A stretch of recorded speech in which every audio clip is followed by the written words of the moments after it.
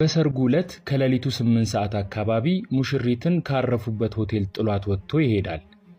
ለመሆኑ ለምን ካላችሁ በፍጹም የማትጠብቁት ያልተጠበቀ ነገር ስለገጠመው ነበር። በተለይ ለማግባት ያሰባችሁ ሰዎች ይህንን አስገራሚ ታሪክ ብትሰሙ ብዙ ነገር ትማሩበታላችሁ። ለመሆኑ አንድ ባል ሚስቱን አምኖ ለድግስ ወጪ አውጥቶ ተቀብያታለሁ ብሎ ካገባት በኋላ ጥሏት እንዲሄድ ያስገደደው ነገር ምን ሊሆን ይችላል? ነገር ግን ፉአድ ሙሽራውን በሰርጉ ዕለት ምሽት ጥሏት የጠፋበት ምክንያት በፍጹም የማትጠብቁትና ብዙሃንን ያነጋገረ ክስተት ነበር። ይሄ በአቡዳቢ ዱባይ ውስጥ የተከሰተና በፍቅር በክህደትና ማጭበርበር የተሞላ አስገራሚ እውነተኛ ታሪክ ነው።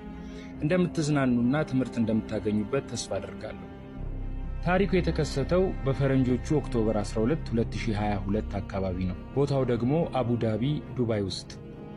ፉአድ ለስራ ወደ ዱባይ በመሄድ ከ10 ዓመታት በላይ ጉልበቱን አሟጦ ላቡን ጠብ አድርጎ በአቡዳቢ ውስጥ የሰራ የ34 ዓመት ወጣት ነው።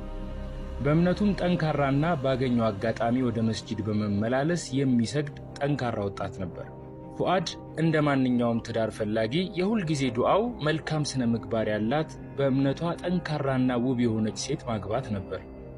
በዚህም ለብዙ ዓመታት ዱዓ ሲያደርግ ቆይቶ አንድ ነገር ተከሰተ። ይኸውም ባልጠበቀው ክስተትና አጋጣሚ ሰልማ ከተባለች የ28 ዓመት ኢትዮጵያዊት ወጣት ጋር በዋትስአፕ ይገናኛሉ። ሰልማ መጀመሪያ እንዳያት በጣም ትሁት፣ ውብ ስነ ምግባር ያላት የዋትስአፕ ፕሮፋይሏ ላይ የተለያዩ ሃይማኖታዊ ጥቅሶች፣ የቁርአን አንቀጾችና ሐዲሶችን የምትለቅ ስትናገርም ለስላሳና አደበኛ ትመስል ነበር። ስለዚህም ፉአድ የረጅም ዓመት ዱዓው እንደተሳካለት አመነ። ከዚህ በተጨማሪ ከሰልማ ጋር እንዲገናኙ ያደረገው ለፉአድ የቅርብ ቤተሰብ የሆነና ሰልማንም በቅርበት በሚያውቃት ኢትዮጵያ ውስጥ የሚኖር ዘመዱ በኩል ነበር። ፉአድ ሰልማን ለመጀመሪያ ጊዜ በቪዲዮ እንዳያት ከልብ ወደዳት። የገመተው ነገር ትክክል እንደሆነም አመነ።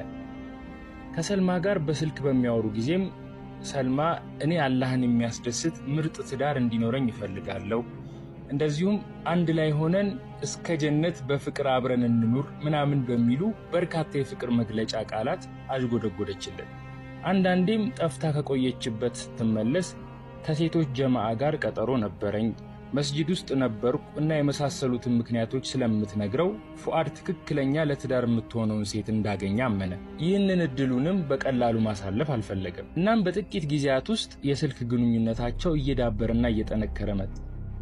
በዋትስአፕም በርካታ ሐዲሶችን፣ የጁምዓ ጥቅሶችንና የቁርአን አንቀጾችን ትልክለት ጀመር። ሁሉም ነገር ያማረና የተስተካከለ ይመስል ነበር በመጀመሪያ። አንዳንድ ጊዜም የሆነ አስጨናቂ ጉዳዮች ገጥመው